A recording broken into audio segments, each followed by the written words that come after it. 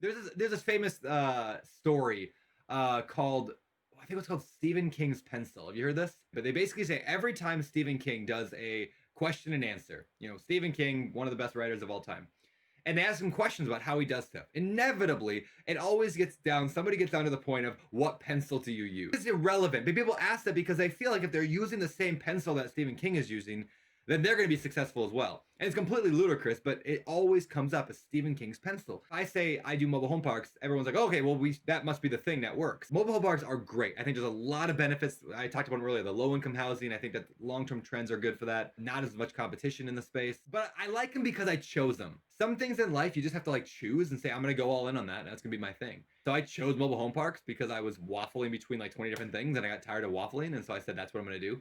I could have chose self-storage. I could have chose senior housing. I could have chose affordable housing. I could have done private-public partnerships. I could have done apartment complexes, C class, B class, A class. Doesn't matter.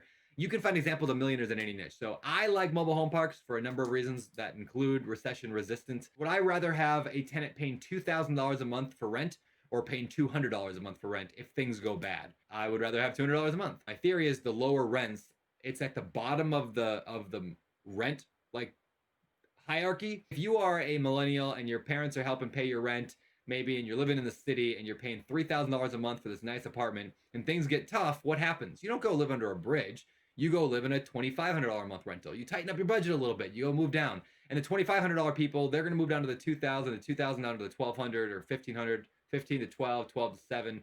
At some level, the bottom is mobile home parks. It does not get cheaper than that. Lot rent, a couple $100 a month, unless you're living under a bridge or living with family.